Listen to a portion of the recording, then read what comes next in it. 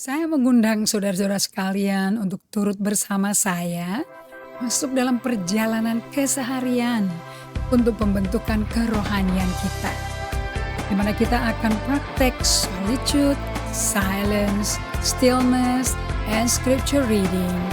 Dan satu hari per minggu kita dedicate untuk bersama Tuhan. Dengan itu kita membangun ritme hidup yang baru. Shalom semuanya, apa kabar? Ibu Triani dari Sorong sudah hadir, sudah standby. Thank you so much untuk teman-teman yang sudah bergabung sore hari ini. Kita live today. Apa kabar semuanya selama PPKM di lokasi masing-masing? Bisa share ya. Dan apa dan bagaimana Anda menggunakan waktu? Karena schedule hidup udah berubah semua. Apakah ini normal yang baru atau tidak? Pokoknya kita mesti bisa adaptable ya kepada situasi dan tidak mengorbankan waktu kita dengan Tuhan. Itu konten dari awal Bible study kami di Maret 2020 sampai hari ini. Okay? So thank you so much untuk Pak Ciko Lomboan dari Timika. Saya tadi nginget-nginget nama hamba Tuhan tempat saya melayani dulu di Timika, salah satunya GSJA Timika, Pak Hendrik. Kalau kenal kirim salam. Juga Kerti Hendarta. Shalom dari Kerti udah berapa kali ya, tapi aku lupa dari kota mana tuh, tolong kasih tahu ya. And Juliana Nababan, thank you, selalu komplit ya dari Gunung Sitoli Nias. Senang sekali bisa berjumpa dengan teman dari Nias. And Cynthia Sondak, shalom dari Agotei dengan Cynthia Sondak. Di mana tuh Agotei? Saya belum pernah tahu tuh nama tempat itu. Baru tuh rupanya. Baru bagi saya ya. Hai Henny Kaila, kami bangga sekali dengan apa yang Tuhan dan Anda responi. Tuhan kerjakan dalam diri kamu dan melayani Mami juga yang luar biasa ya. Ibu Li Fong, thank you, selamat sore sudah bergabung juga. Dan ada Shanti P ya dari Manado. Dan Ibu Li Fong, selamat sore. Terima kasih sudah bergabung. Saya menikmati sekali kesaksian Ibu yang luar biasa. Bagaimana Tuhan bekerja memperkenalkan dirinya kepada Ibu. Ya, thank you Ibu Heidi udah bergabung. Thank you Peter, Henny Kaila, semuanya sudah melayani tamu-tamu kita. Halo Ibu Feni, selamat sore. Dan thank you Ibu Maya Wing, congratulations untuk berkat Tuhan bagi keluarga. Thank you Pak Cliff dari Surabaya. Thank you juga Dino Gerda Wahani ya. Shalom juga, selamat bergabung untuk belajar hari ini. Cindy, belajar ya hari ini ya. Catat sama-sama anak-anak, sama-sama suaminya ya. Dan Ibu Irin, apa kabar? Wow, note-nya panjang nih hari ini. Nanti aku baca ya. And thank you so much untuk Martina Helena. Selamat sore, dari mana? Pulau Ambon apa dari mana? Boleh kenalan ya. Indri Sumarau. And Ibu Ratna, saya mau ucapkan happy birthday. Today is your special day. Kita berdoa biar mimpi Tuhan dan destiny Tuhan bisa menjadi lebih jelas lagi bagi Ibu Ratna yang rajin belajar firman. Thank you Inge. Teman kami dari Manado, Dr. Henny Liwe. Thank you for joining Henny. Salam ke James dan kedua putri yang luar biasa. And Stefani Juntak, selamat melayani juga. Thank you Stefani untuk selamat belajar ya. Dari Jakarta Stefani. And Maria Sunardi, thank you so much for joining again. Ibu Esti, shalom, selamat sore. Hai Fan, ajak-ajak dong Ibu Helena. Okay, and thank you Uti untuk bergabung, Ingawati, and ada Endiana. Shalom, salam kenal. Terima kasih untuk bergabung di Bible Study ini. Endiana dari Jakarta. Thank you Pak Agus dari Kencong. Saya berdoa istrinya Jingjing juga putranya ikut loh hari ini. Aku pelan-pelan deh ngajarnya. Andrea Deklan, shalom. Andrea dari Jakarta.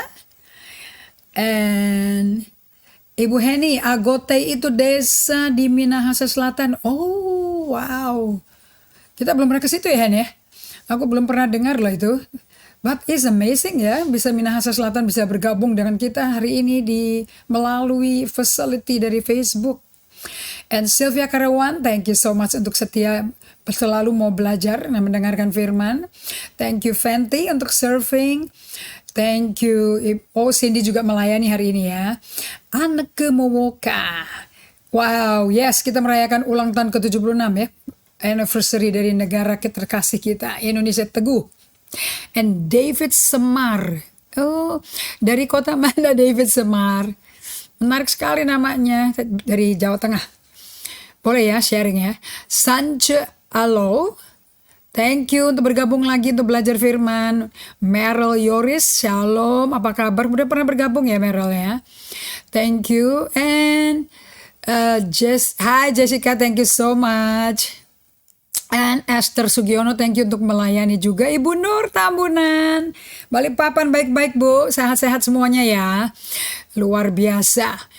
And Ibu Cing Hana, Ibu Maya, we are celebrating with you. And Andrea Dedan dari Manado. Oke.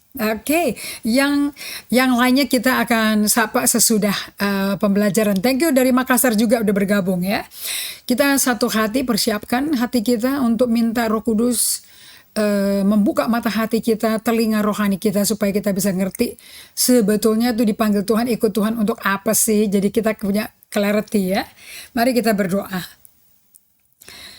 Bapak yang terkasih, Bapak yang sungguh setia, yang tidak pernah secara sejarah perjalanan hidup dari manusia pertama sampai Henok, sampai Abraham, sampai Musa, sampai Yohanes di Pulau Patmos, sampai kitab Wahyu. Tidak ada satu kali kau tinggalkan orang-orang pilihanmu dan panggilanmu. Sekalipun kau murka, sekalipun kau marah, tidak pernah ditinggal sendirian. Selalu kau beserta umatmu. Oleh sebab itu di tengah-tengah PPKM level 4 ini Tuhan, kami tahu Engkau berserta kami. Apapun yang terjadi di dunia ini, Kau tetap setia dengan kami. Nah, buat kami setia dengan Kau.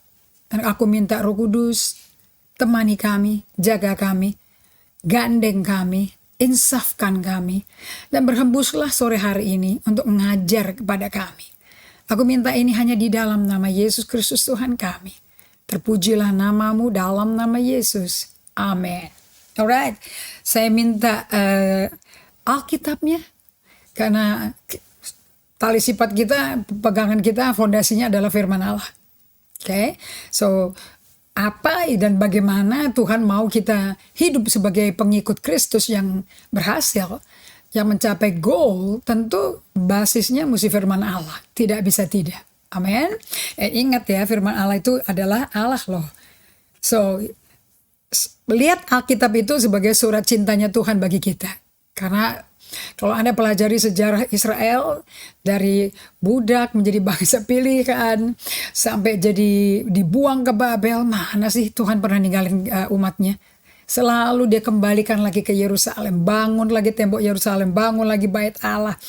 Selalu Tuhan itu mau memelihara hubungan baiknya dengan kita tuh senantiasa sampai kembali menjadi apa judul pelajaran hari ini? Becoming the Great Lover of God. Ternyata setelah saya belajar dari bukunya Teresa Avila, dari Ignatius Loyola, John the Cross, Peter Scazzero, Dallas Willard, John Ortberg, John Montgomery, semuanya ujungnya sama. Cuman kedua hukum yang adalah ringkasan konten 66 buku. Saya tadi pagi belajari ulangan 11, ulangan 10, ulangan 11. And again, firman Allah berkata, kasihlah Tuhan Allahmu, pegang perintahnya. So, and then Yesus berkata, Yohanes 14 ayat 15, if you love me, you keep my commandment. Tanda orang cinta Tuhan, you love the commandment. Anda mencintai perintahnya. Dan saya belajar lagi dari Dallas Willard, everything to do dengan perintah Tuhan, ketentuan, ketetapan Tuhan. Itu semua hubungannya kita dikasih tahu itu apa? Supaya sistem kerajaan surga ada di bumi. Makanya murid-muridnya nggak pernah bertanya, bikinin dong, ajarin aku bikin bahan khotbah gimana dong, atau bikin PowerPoint khotbah gimana. Never. Yang ditanya cuma satu loh, guru, ajarkan kami bagaimana berdoa. Itu Matius 6. Yang dikasih tahu gini loh kalau berdoa. Oke, datang ke Allah Bapa dan panggilnya apa? Bapak kami, bukan Bapakku, Bapak kami. Jadi Bapak semua manusia. Yang adanya di mana? Sorga. Dikuduskan namamu. Kau Allah yang dipisahkan dari segala Allah. You are the only true one God. Datanglah kerajaanmu. Kemana? Di bumi seperti di surga. Jadi kalau sampai sistem kerajaan surga datang ke bumi, itu datangnya melalui sistemnya, melalui ketentuan-ketentuannya, peraturan-peraturannya. So when you study the Bible, Anda tuh lagi masuk ke hadirat sistem kerajaan surga dibawa ke bumi. Yang bawa siapa? Anda, saya. Nah, tinggal Anda mau hidup di dalam lingkupan kuasa kerajaan kegelapan. Efesus 2 ayat 1 katakan itu. Dulu kita semua hidup dalam kuasa kegelapan. Yes. Paulus juga berkata dulu aku juga termasuk di situ. Tetapi karena rahmat Allah kita dipindahkan. Kita diselamatkan, diampuni, ditebus. Sehingga karena kasih karunia oleh iman kita diselamatkan. Dan bukan kerja keras kita. Tetapi anugerah. Namanya kasih karunia itu a gift. Okay? It's grace, by grace through faith. Nah, setelah itu what next gitu loh. Ya, saya mau sampaikan kepada Anda semuanya. Saya jelasin juga ya kenapa kok kita belajar, kenapa kok buku dari Peter Scazzero, Emotionally Healthy Spirituality Iceberg, Gunung Es itu. Kenapa kok kita penting mengerti itu? Sebab gini loh. Pada waktu kita lahir baru, ini ditulis sama orang lahir baru yang tergila-gila, terjual hidupnya bagi Tuhan. Sampai ngelantarin hubungan dengan Tuhan, melantarkan hubungan dengan istri dan anaknya, dan tidak sadar. Karena pekerjaan sibuk untuk Tuhan, dia pikir udah sama aja kayak hubungan intim sama Tuhan tuh udah pasti. Padahal tidak, udah burn out, udah jadi mesin yang gak ada bensin, gak ada oli gitu loh. Tinggal meledak ya, tinggal satu hari tinggal heart attack kali, Nah, tapi karena istrinya udah gak tahan, perkataan istrinya, I quit. I don't think you can lead the church. I don't want to follow a church that you lead.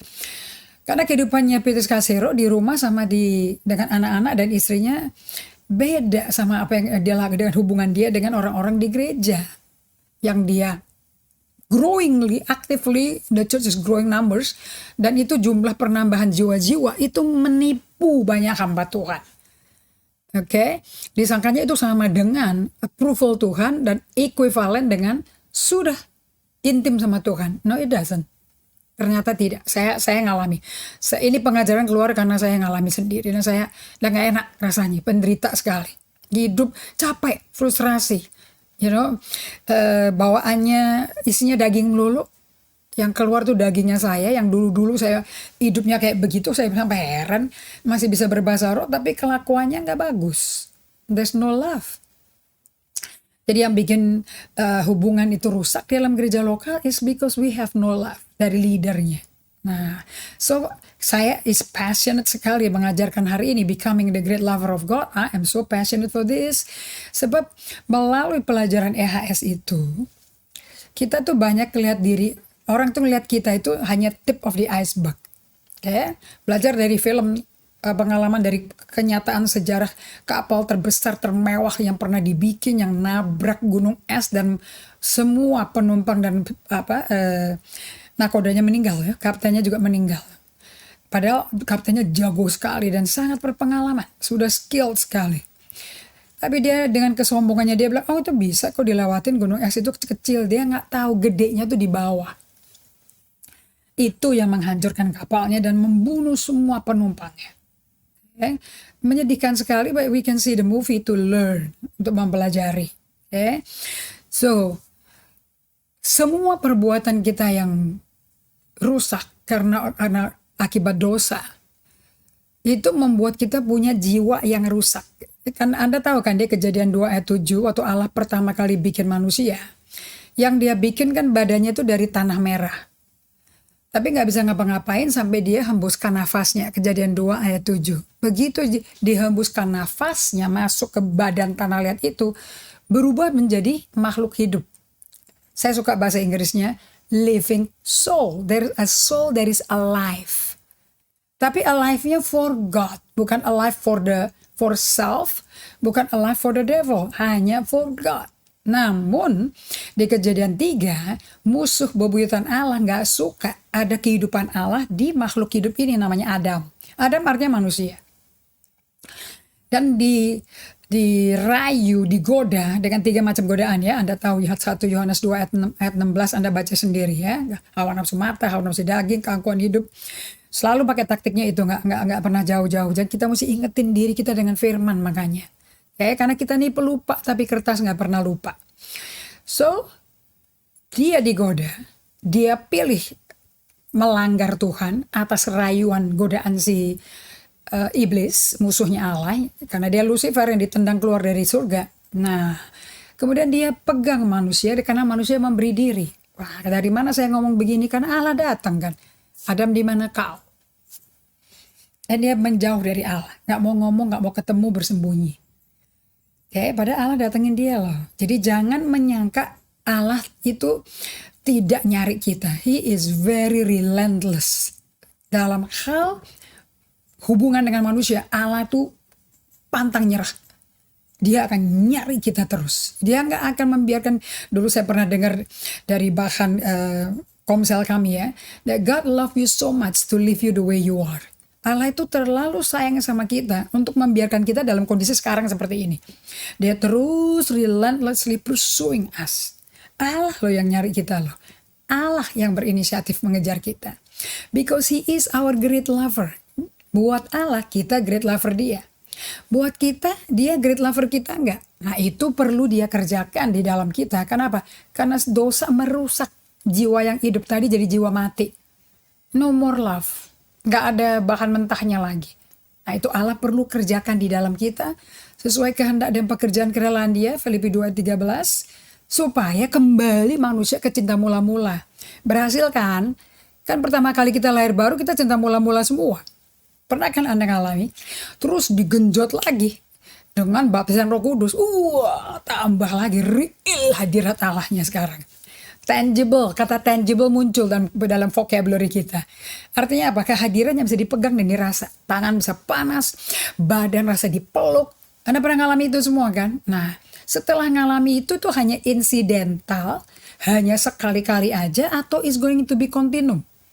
Tentu dari pihak Allah dia maunya menjadi perjalanan sepanjang hari, sepanjang malam, sampai esok hari, sampai Anda kelar di bumi, sampai selama-lamanya kita pindah ke tempat yang baru, tempat di mana Allah berada, di mana tidak ada air mata lagi nanti di atas di situ, di sorga.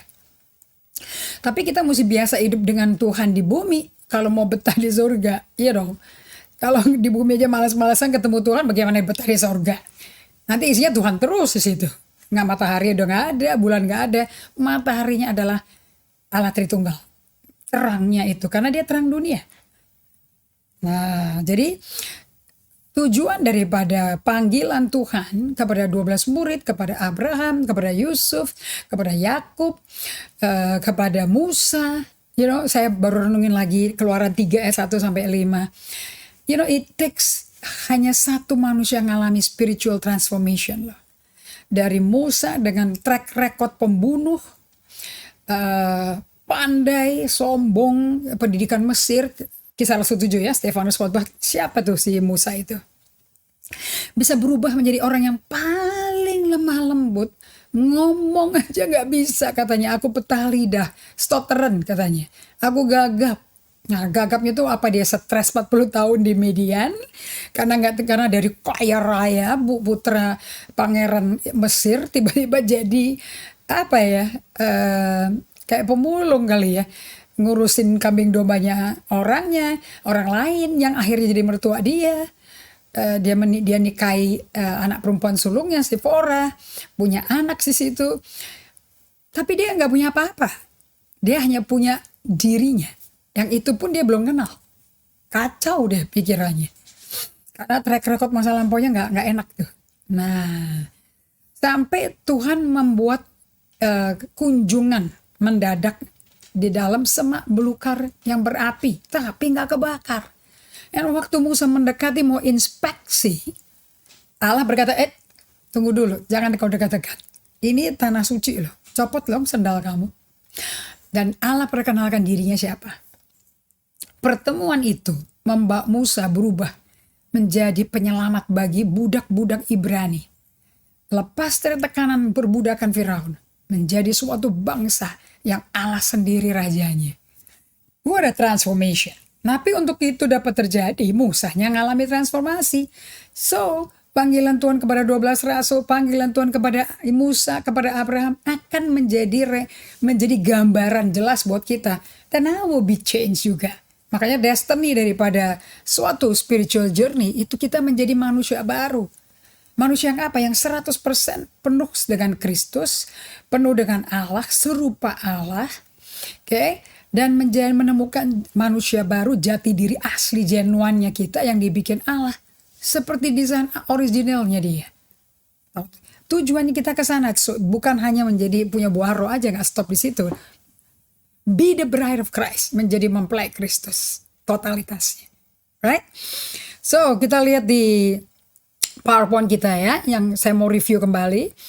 The journey of spiritual formation. Jadi dalam waktu dipanggil sama Allah, itu mulai terjadi keterlibatan Yesus dalam hidup kita. Keterlibatan itu dia akan melakukan pembentukan ulang kerohanian kita. Karena waktu kita berdosa, waktu lahir sudah dalam dosa, gara-gara dosa asalnya si Adam. Dan orang tua kita punya dosa dari dua pihak, papi mami kita dengan leluhur mereka. Dituariskan ke kita semua. Dan kemudian kita mesti memiliki karakter pribadi Allah. Nah jadi Roh Kudus, rohnya Kristus mesti melakukan formasi pembentukan kembali kerohanian kita. Jiwa kita perlu dipelihara kembali. Saya suka Mazmur 23 bahasa Inggrisnya, He restores my soul. Jiwa kita direstorasi. Nah kalau bahasa Indonesianya, dia segarkan jiwaku. Ya jadi sebelum Yesus jadi gembala, jiwa kita nggak segar saudara-saudara. Jiwanya letih lesu, butek kali ya. Nah, tapi dengan Roh Kudus we are refresh, restore, kembali ke bentuk awalnya seperti yang ada di pikiran Allah, di hati Allah. Oke. Nah, spiritual formation itu diterjemahkan, saya setuju sih ini, dengan oleh Dallas Willard, sama dengan level 1 discipleship. Ini adalah discipleship yang level 1 yang langsung kita dengan Roh Kudus. Di mana tangan Allah, tangan Roh Kudus bisa membuat hati-hati jiwa-jiwa yang punya memori benci dengan seseorang, kepahitan sama orang tua, kecewa sama orang tua, itu bisa disentuh. Perbuatan yang dulu udah diampuni ya, waktu kita lahir baru. Tetapi efek dosanya lagi mau direparasi, lagi mau direstorasi. Nah itulah makanya kita dibawa ke perjalanan. Oke, personal transformation itu terjadi pada waktu pemuridan oleh Roh Kudus itu. Karena untuk tahu kita orang berdosa aja dibutuhkan Roh Kudus. 1 Korintus 12 ayat 3. Tidak ada orang bisa mengaku Yesus Tuhan kecuali oleh Roh Kudus. So kita perlu kenalan dulu sama pribadi Roh Kudus. Butuh berapa waktu ya? Dari kenalan kenalkan kepada Yesus. Dari Yesus kepada Allah Bapa. Nah, untuk ini kenapa kita menjadi memiliki suatu spiritual formation, untuk suatu personal transformation, transformasi perubahan pribadi, itu kita mengalami apa di dalam perjalanan rohani itu? Kita mengalami yang namanya transformasi diri, karena kita memberi diri, bersedia untuk menjadi pengikut Kristus. Nah, waktu kita ngikut Kristus ternyata ada 3 major goal. Oke, perjalanan ini berisinya 3 major goal. Oke, 3 bagian goal ini terdiri, dia namanya apa aja sih? Saya review kembali ya. Becoming a great lover, menjadi pecinta, menjadi kekasihnya Allah yang paling besar. 2, becoming whole and holy. Waktu kita lahir baru, kita nggak sepotong-potong loh diselamatin loh. Tuhan mau memulihkan kita secara utuh. Oke. Dan dijadikan kudus. Kudus artinya apa? Holy artinya apa? Hidup dipisahkan khusus hanya dengan Tuhan. Makanya suka ada pernyataan, we are in the world but not of the world. Because we are being separated. Jadi holy itu artinya dipisahkan hanya buat Tuhan. Ya, nggak ada hubungan dengan Anda pakai baju putih, kemeja putih, sepatu putih, nggak ada hubungan sama sekali. Ya, biayanya nyucinya mahal. Kalau putih terus lama-lama jadi kuning. Gitu ya. Tapi ini bicara mengenai keutuhan hidup kita untuk terpisah dan dipisahkan, sacrificing to be with the Lord, untuk berada bersama Tuhan. Akibatnya kita becoming. Nah, ini a journey kan? Kalau journey itu mesti pakai kata kerja becoming. Because it's not an achievement. A journey is not achievement. Saya ini suka nih dari David Banner, saya potret nih dari bukunya dia. Oke. Namanya journey, apapun yang namanya perjalanan, itu dalam perjalanan akan menyatakan bahwa kita itu udah mulai melek matanya, sehingga kita mulai punya kesadaran rohani mengenai kondisi kita. Sekarang sudah beda jauh dibandingin dulu, walaupun belum tiba seperti serupa Kristus, tapi kalau dibandingin sama yang dulu, jauh banget berubahnya kita. You know, tapi jangan merasa puas karena kita belum mencapai goal, becoming a lover of Jesus Christ. Nah, if you become a lover of Jesus Christ, you become like Jesus. Oke. Bahkan kasihnya Yesus masuk ke kita. Jadi kalau Anda di dalam perjalanan ini belum sempurna, memang saya juga gak akan sempurna. Nanti pada waktu Yesus datang kedua kali, di awan-awan sangkakala berbunyi oleh malaikat, dalam sekejap mata kita diubahkan serupa Dia. As He is, so are we. Itu bahasa Inggrisnya untuk 1 Yohanes 4. As He is, so are we. Nah, baru tuh kita ngomong perfection di situ. Kalau sekarang dalam perjalanan, nobody is perfect. Oke. Nah, karena sifatnya bukan mengenai journey is not about accomplishment, nor journey is about achievement, but it's about awakening, spiritual awakening that bring spiritual awareness. Oke, jadi untuk menggambarkan suatu kehidupan yang memakai istilah perjalanan hidup, perjalanan rohani. Pertama-tama, perjalanan itu menggambarkan suatu pengalaman hidup. You and God, God and you. Terutama kita lah yang terkagum-kagum sama Tuhan. We are aware that the self that begin the spiritual journey is no longer the same as the one who ends the journey. Kita sadari pribadi, saya yang waktu awal meninggalkan dunia, ngikut Yesus, dan saya yang sekarang, atau saya yang nantinya selesai di bumi, atau sebelum selesai di bumi Tuhan sudah datang, itu udah jauh berbeda kepribadiannya. Betul kan ya?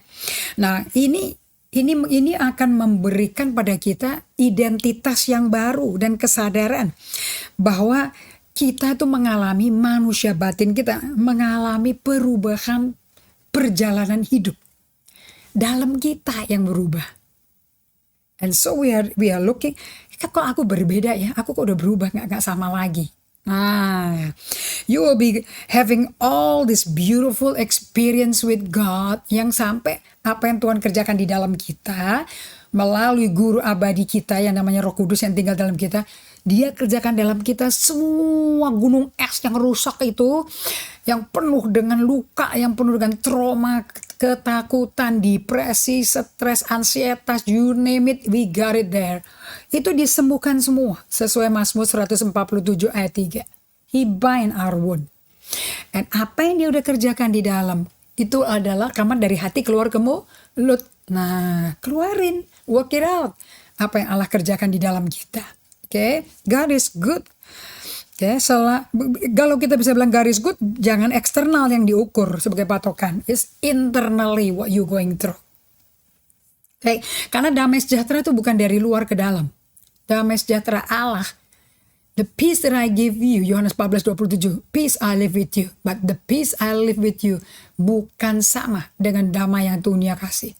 No. Jadi apa yang Yesus sudah berikan pada kita selalu dari dalam.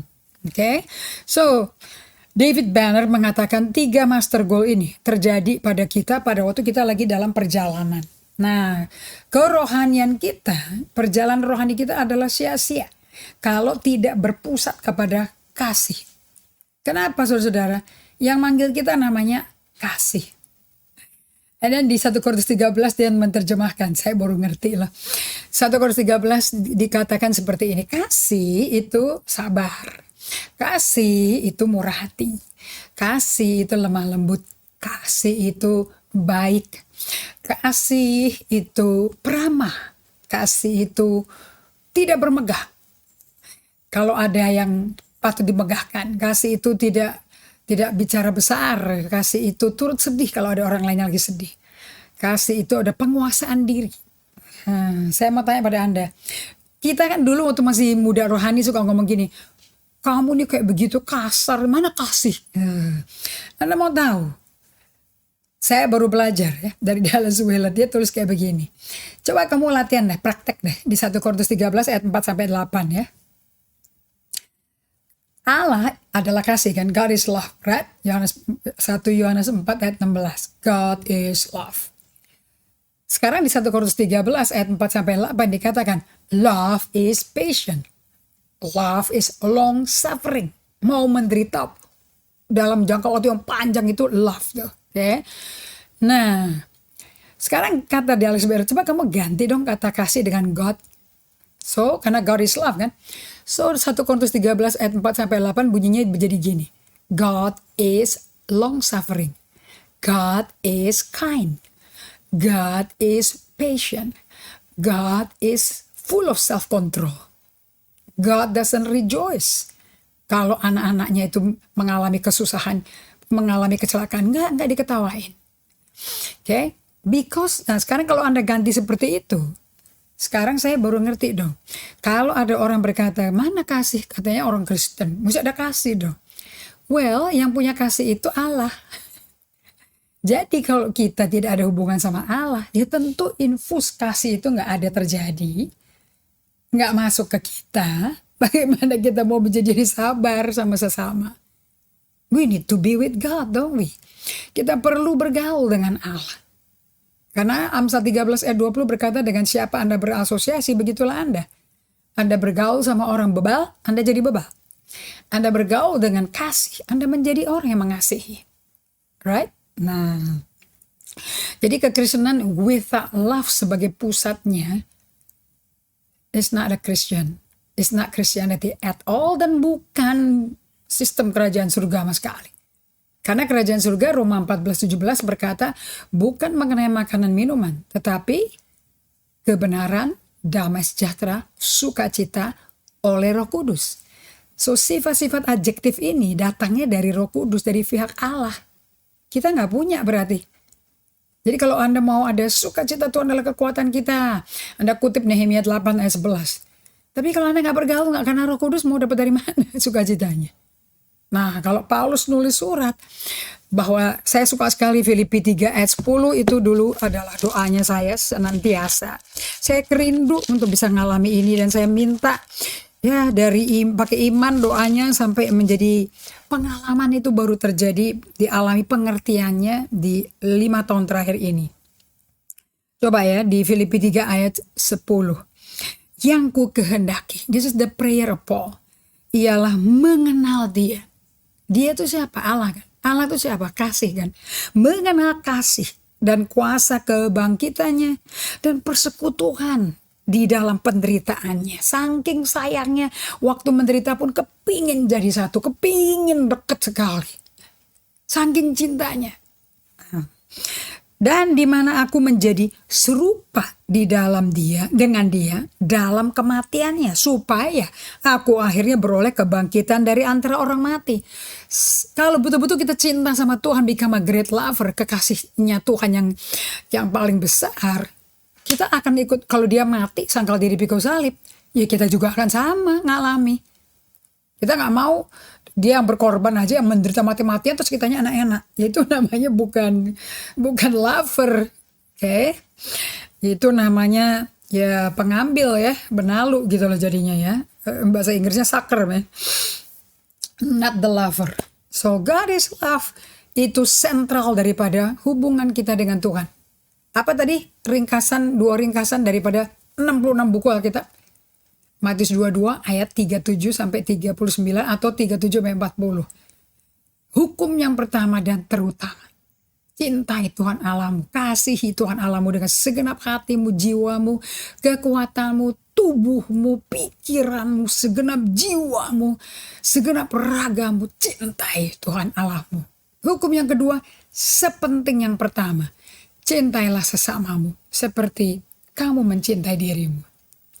Saya dijelaskan lebih jelas lagi di Yohanes 13 ayat 34-35. Perintah baru kuberikan padamu, cintailah sesamamu seperti aku mencintai kamu. Ini buka mata saya loh. Untuk saya bertanya, do you know God love you? Apakah saya tahu Tuhan mencintai saya? Apakah ini butuh perasaan atau butuh mujizat terjadi untuk saya mendapat keyakinan teguh bahwa Tuhan sayang sama saya? Perlu begitu? Atau Tuhan udah cinta kita? Apakah kita kenal dia, gak kenal dia? Kayaknya sebelum kita mengenal dia, waktu kita Roma 5 katakan, waktu kita lagi nikmati dosa, lagi senang-senang dosa, dia udah mati loh buat kita. Mana ada orang mau mati buat kita? Right? Nah, berarti kita gak bisa mengatakan bahwa Tuhan tuh cinta aku karena apa yang ku mau dia beri. Apa yang ku rindukan dia kasih. Mujizat selalu terjadi. Itu bukti Tuhan cinta kita. No. Bukankah itu mujizat dilakukan pada orang-orang yang belum pernah percaya Yesus? Itu kan kalau Maren Hickey, guru Alkitab saya, dia berkata, miracle is just a dinner bell to join in the dining table with the master. Itu hanya lonceng panggilan kok untuk datang kepada Yesus kita. Tuhan semua makhluk manusia. So whether Anda merasa sesuatu atau nggak merasa sesuatu, Anda nggak bisa rubah the truth, kebenaran ini ya. God is love. Nah, lihat 1 Yohanes 4 ayat 8. Barang siapa tidak mengasihi, dia nggak mengenal Allah. So patokannya ini apa? Sebab Allah adalah kasih. Ini 1 Yohanes 4 ayat 8 dan 1 Yohanes 4 ayat 16 nih. Kita telah mengenal dan telah percaya akan kasih Allah kepada kita. Allah adalah kasih. Kita udah kenal loh. Dan barang siapa tetap berada di dalam kasih, ia tetap berada di dalam Allah dan Allah di dalam dia. Berarti ini kan hubungan mengenai, Anda ngerti gak sih kalimat ini? Ia tetap berada dalam Allah, orang itu yang mengenal kasih. Dan Allah di dalam orang itu. Ini yang Peter Scarsero perkenalkan dengan istilah loving union. Kenapa kok kita solitude silence? For a loving union goalnya. Kalau kita nggak ada loving union, kita nggak bisa jadi the great lover of God. Oke, di orang-orang Amerika ada istilah GOAT, G-O-A-T tuh ya, artinya the great of all time, the greatest person of all time, kayak semua jagoan-jagoan juara Olimpiade itu, siapa GOAT-nya Amerika saat ini? Kayak basketball player, soccer player, gimnastiknya siapa, swimmernya siapa? You know, tapi the greatest. Kalau di kerajaan surga yang dicari, who is the greatest lover of all? Siapa pencinta Tuhan yang paling besar? Itu yang dicari. Because that's the law. Love God, love people as Jesus love you. Jadi saya mesti tahu, do I believe Jesus love me? Apakah aku diterima Tuhan? Aku disayang Tuhan? Ternyata di Roma 5 ayat 5 dikatakan kita semua waktu lahir, waktu dipenuhi Roh Kudus, waktu dibaptis Roh Kudus, ternyata Roh Kudus mencurahkan kasih Allah. So di mana ada Roh Kudus, ada agape. Makanya buah roh adalah kasih. Galatia 5:22. Nah ternyata kasih itu dicurahkan ke hati kita waktu kita lahir baru. Kemudian dipenuhi sampai meludak waktu kita dibaptis Roh Kudus. Bukan kan banyak yang mabuk roh, ada yang holy laughter. Pernah kan alami semua kayak gitu? Yang jatuh cinta sama Tuhan, kayak lupa sama dunia lah. Yang ada cuma engkau dan Tuhan aja. Pernah kan ngalami gitu? Itu Roma 5 ayat 5. Allah mencurahkan kasihnya karena dia merindukan untuk kita menjadi serupa dia. Serupa apa? Seperti serupa Allah. Allah tuh kayak apa? A great lover. Pencinta kekasih kita yang besar. Kekasih kita yang paling gila-gilaan sama kita. Jadi dia mau kita jadi apa? Dengan mencurahkan kasihnya di kita. To be a great lover of him. Itulah namanya serupa Kristus. Yuk kita baca ya. Roma 5 ayat 5 ya. Mesti hafal yang ini. Dan pengharapan itu enggak mengecewakan kok. Karena kasih Allah telah dicurahkan di dalam hati kita oleh Roh Kudus yang telah dikaruniakan kepada kita. Sekarang saya mau tanya pada Anda. Coba jawab ya. Kenapa sih kok kasih Allah perlu dicurahkan ke dalam hati kita? Itu kenapa? Siapa yang bisa jawab ya? Boleh tulis di komennya langsung. Why is it Roh Kudus harus membawa jerigen, drum gede-gedean untuk mencurahkan kasih Allah ke hati kita? Kenapa? Karena kita nggak ada bahannya. Makanya untuk mencintai sesama itu selalu jadi batu sandungan di dalam gereja. Orang Farisi itu kena teguran hardikan Tuhan keras. Bacanya Matius 23. Waduh, ngeri banget tuh. Kamu kelilingin pulau, nyebrang lautan, hanya menangkan satu orang jadi manusia neraka lebih jahat daripada kamu loh. Keras loh itu. Luarmu tuh putih, dalam kamu jahat sekali loh. Karena mereka apa? Mereka tuh bisa mencintai Allah sampai hafal kitab Taurat. Baca itu definisi Farisi itu ada di bagian belakang dictionary dari Alkitab Bahasa Indonesia Anda tuh. Farisi adalah bisa mentaati, hafal ayat, titik koma, tanda seru, tanda kutip, hafal, nggak boleh salah. Tapi begitu melihat orang berdosa, pemungut cukai, wanita berzina, wanita Samaria, orang digebukin, dirampok dalam perjalanan menuju ke dari Yeriko di Lukas 10 itu ya. Karena mereka mau ke bait Allah. Orang ahli Taurat, imam suku Lewi yang kerjanya ngelayani di bait Allah, pada menyeberang jalan, menjauh diri supaya tidak najis. Kemudian Yesus ditanya sama orang Farisi, hukum yang mana yang paling penting di dalam kerajaan surga? Terus Yesus jawabnya, apa jawabnya? Pakai cerita. Ada orang mau pergi dari Yeriko, dia dirampok, digebukin setengah mati, habis-habisan. Datanglah orang Samaria. Dia turun, dia bersihkan lukanya, dikasih obat, digendong sama dia, taruh di keledainya, dibawa ke losmen paling dekat, dibayarin hotelnya. Terus kasih deposit ke yang punya hotel, bilang nanti kalau kurang, nanti aku akan balik lagi, aku lunasin. Terus Yesus bertanya pada orang Farisi itu, menurut kamu apa artinya mencintai sesama? Itu pertanyaannya. Hukum yang paling penting yang mana? Terus dia tanya, mencintai sesama itu apa sih artinya? Nah, diceritain penjelasan Yesus pakai itu, orang Samaria yang baik itu. Terus Yesus berkata, yang dari semua tuh ada ke orang Taurat, imam, orang Lewi, sama si orang Samaria itu, yang musuhnya orang Yahudi. Itu yang melakukan mencintai sesama yang mana? Yang kedua, ya kamu lakukan aja. Udah cepet kan jawabannya, nggak perlu dikhotbahin 3 jam.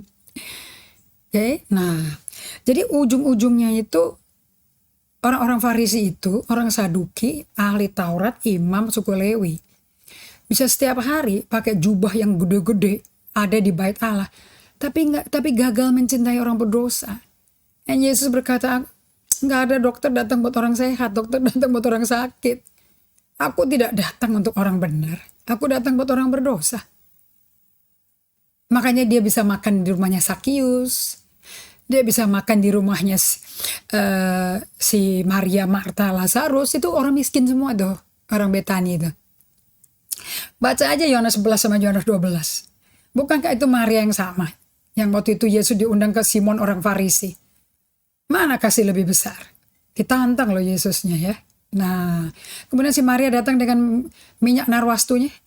Itu Maria yang sama. Enggak bersih hidupnya.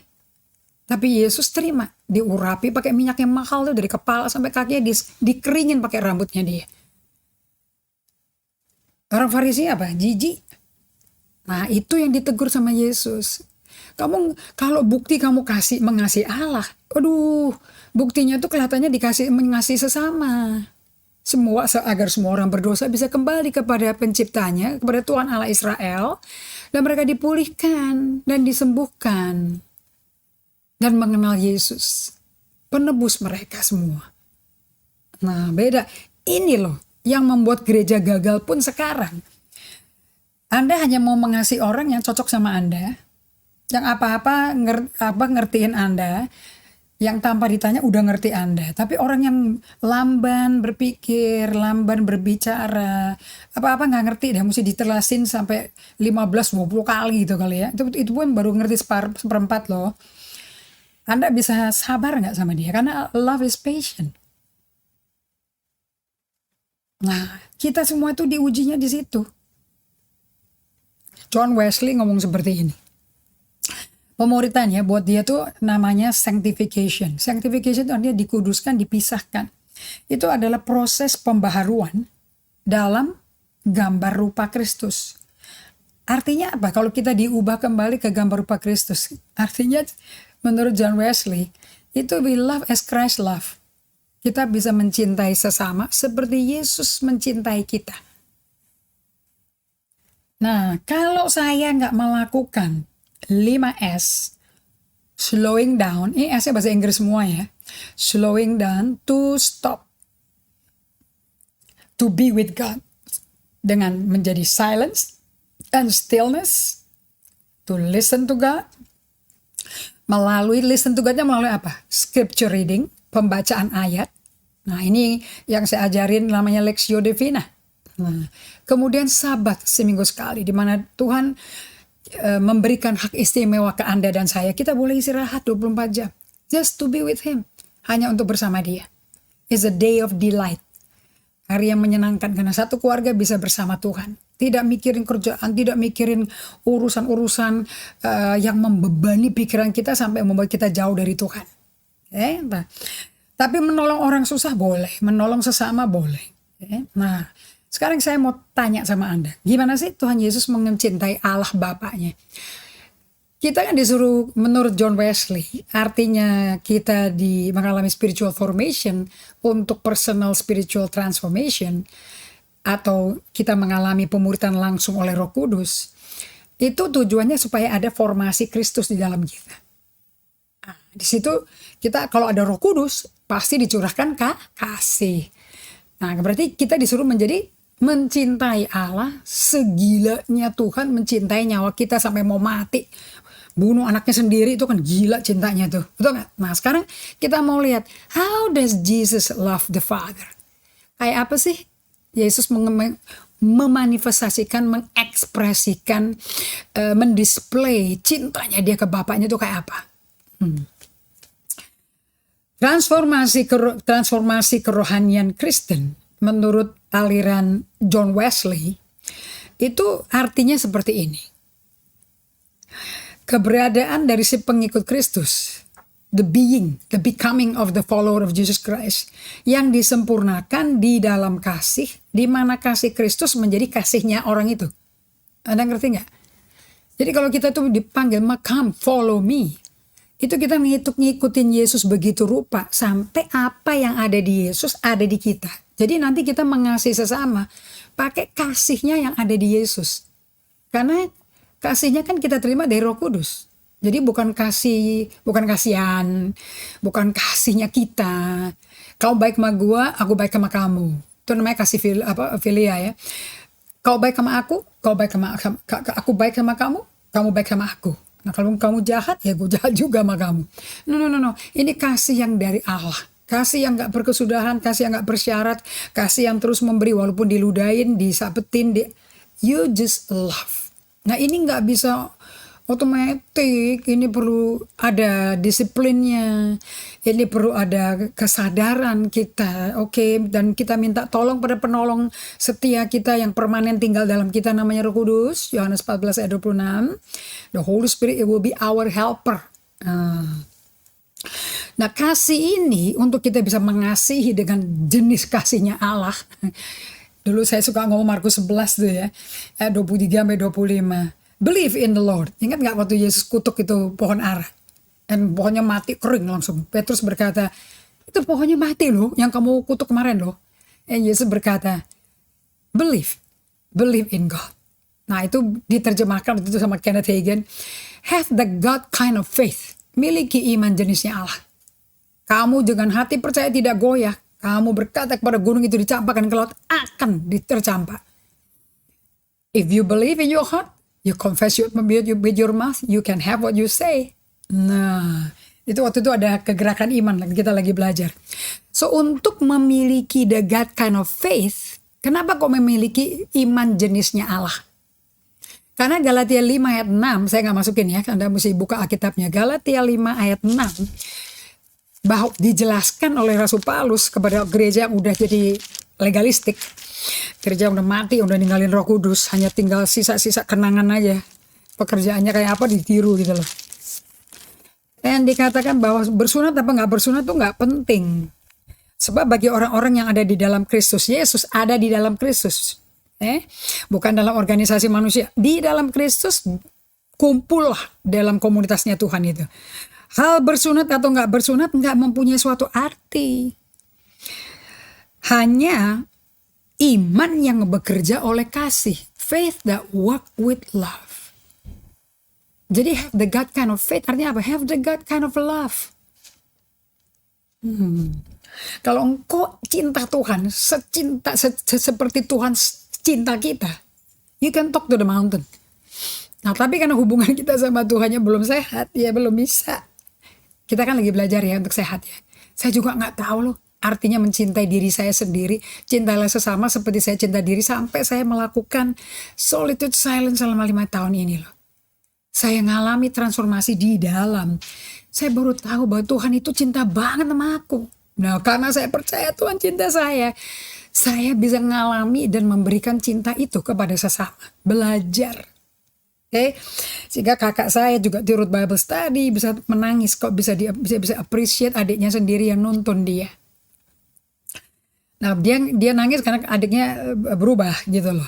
Nah 1 Yohanes 4 ayat 19 ya teman-teman semuanya. Ingat ini diingat nih. Kita tuh mengasihi karena Allah lebih dulu mengasihi kita. Alias dia yang mesti dia start up-nya tuh dari Tuhan, dari pihak Tuhan. Proaktifnya tuh dari Tuhan loh. Nah saya mau tunjukin ya bagaimana Yesus mencintai Allah Bapaknya. Caranya gimana? Karena waktu Yesus di bumi kan dia manusia sempurna kan. Pakai badan debu seperti kita ya. Jadi Roh Kudusnya cuman ada di dia. Di luarnya dia orang-orang gak ada. Karena kan Yesus penuh dengan Yohanes 1 ya. Ayat 14-17 dia kepenuhan. Dia adalah kebenaran dan kepenuhan daripada Roh Kudus dan dipenuhi dengan kasih karunia Allah. Waktu dia pelayanan, Yesus tuh capek. Capeknya bukan capek badan, saudara. Capek mental. Dia ngalami fatigue, lethargic. Coba lihat Yohanes 10. Ayat 31-32 dan 37-39. Saya ringkas ya, tapi supaya Anda dapat gambaran nih. How did Jesus as a man memelihara cinta mula-mulanya yang berapi-api kepada Bapaknya. How did he do it? Waktu jadi orang dia, jadi manusia. Ayat 31 Yohanes 10, sekali lagi orang-orang Yahudi itu mengambil batu untuk ngelempari Yesus. Anda kalau sebagai manusia pelayanan kerjanya ngalami kayak begini terus. How do you feel? Capek loh, capek mental loh ini. Kata Yesus kepada mereka, banyak pekerjaan baik yang berasal dari Bapakku yang kuperlihatkan ke kamu loh, kepadamu. Pekerjaan mana sih diantaranya yang menyebabkan kamu mau lemparin aku pakai batu? Ayat 37 ya, saya jam ya. Jikalau aku tidak melakukan pekerjaan-pekerjaan Bapakku, janganlah percaya kepadaku.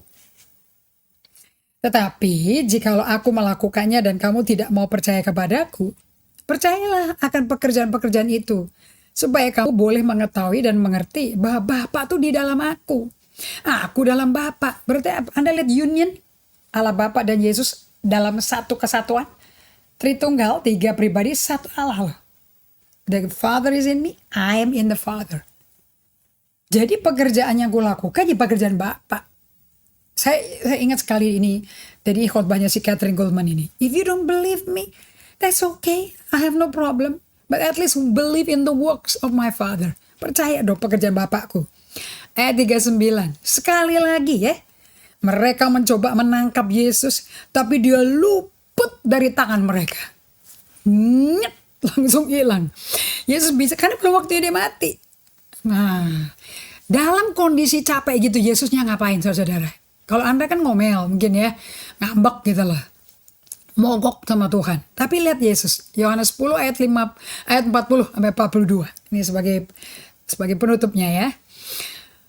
Yesus itu dalam kondisi letargik, fatigue, letih lesu, beban berat. Benar-benar deh.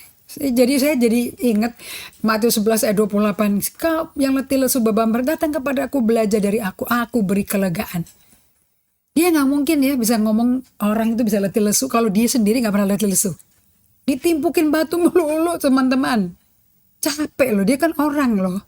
Nah, bagaimana caranya Yesus melepaskan keletihan ini, beban ini? Yesus mengenang kasih mula-mula yang dia pernah terima dari Bapaknya.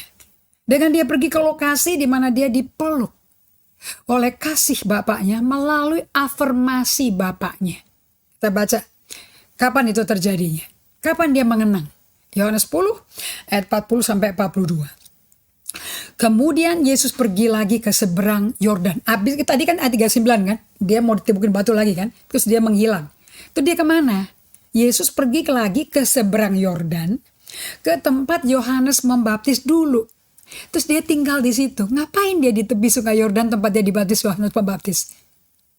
Karena tempat itu yang pertama kali dia mendengar langit kebuka. Allah Bapa berkata apa? This is my beloved son in whom I am well pleased. Ini loh anakku yang kukasihi, kepada yang aku berkenan. Diinget-inget bahwa Allah Bapa tuh sayang dia. Apapun yang dialami di bumi.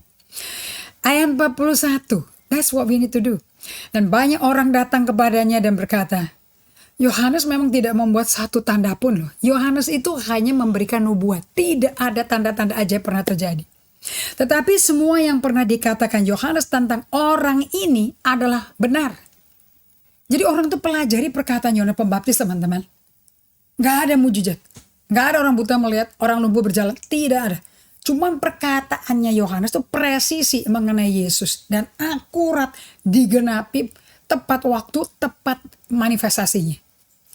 Akibatnya apa? Ayat 42, karena banyak orang menyelidiki. Dan banyak orang di situ percaya kepadanya. Bukan ke Yohanes Pembaptis loh, ke Yesusnya. Yohanes Pembaptis hanya petunjuk, the way. I am the voice. Nah, tetapi apa yang Yesus lakukan di tengah-tengah dia dibenci semua orang seperti itu? He remembered the love of the Father. Bill Gaultier berkata seperti ini. We need to keep going back to our first love to wash away the judgment and shame that threaten us. We need to strengthen our core identity as co-heirs with Christ Jesus. Sebagai pengikut Kristus kita perlu berulang-ulang kembali ke cinta mula-mula kita untuk menghapus semua penghakiman-penghakiman, aib-aib yang ngancem reputasi kita. Kita perlu memperkuat identitas utama kita sebagai pewaris bersama Kristus. Dengan cara mengenang kembali bagaimana Allah cinta kita. Remember God love you, so you can always love Him back. Kita berdoa ya.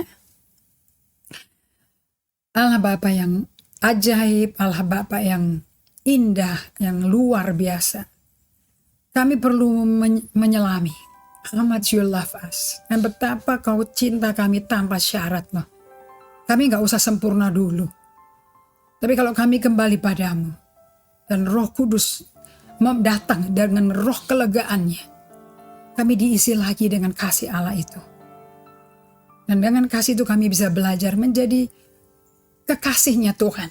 Seperti Tuhan mau menjadi kekasih kami. Tuhan minta kita jadi kekasihnya. Lord, biar melalui musim PPKM ini, pengalaman ini, hubungan intim loving union ini tercetus dalam kehidupan kami. Sebagai murid pengikut Kristus yang berhasil. Di dalam nama Yesus kami berdoa mengucap syukur. Amin. Oke. Saya senang sekali Anda bisa mengikuti pelajaran hari ini. Nanti hari Sabtu kita lanjutin ya. Nanti ada review-review yang perlu kita bahas kembali. And I hope pengalaman yang dibuat oleh Yesus dengan Bapaknya tuh. Dia pergi ke sungai Yordan, kasihan ya. Dia nginget kembali bagaimana Bapaknya sayang sama dia loh. Jadi pada saat orang semua benci satu negara, satu kampung jemaah Anda. Remember there's one pribadi yang cinta kita. Right? Thank you untuk Ibu Ruri dan Josidin Amir. Oke. Oke, itu jawabannya ya, karena kita egois ya. Supaya kita bisa mengasihi dia dengan sesama ya. Well, because we don't have that material. Pak Tikno, supaya kita bisa mengasihi sesama karena tanpa Tuhan nggak bisa. Oke. Yuliana Nababan. Thank you Ibu Triani, thank you semua yang udah mencoba. Nanti saya review ya satu persatu ya. Semua jawaban Anda. Oke. Ani, Apriani Ratu Francis. Wow. Okay, and who do we have again here? Samuel Panjaitan. Wow. Ada jemaat, ada pengerja yang salah atau committed to sin dan dia akan dikucilkan. Nanti ya aku akan belajar lagi, baca lagi ya Pak Samuel ya. Mary Alice Islip. Is that you, Mary Alice? Hi, how are you? Yes, I'm well and we are all well. Thank you for connecting with me. Good to hear from you. Wow, long time no see. Thank you Ibu Rengsi Purnama. Thank you Pak Akun, Ibu Maya semua yang sudah melayani hari ini. Thank you Linda. Bagaimana Bajo? How are you? And Pak Cliff, thank you so much. Kita jumpa lagi di hari Sabtu ya, jam 12 siang. God bless you.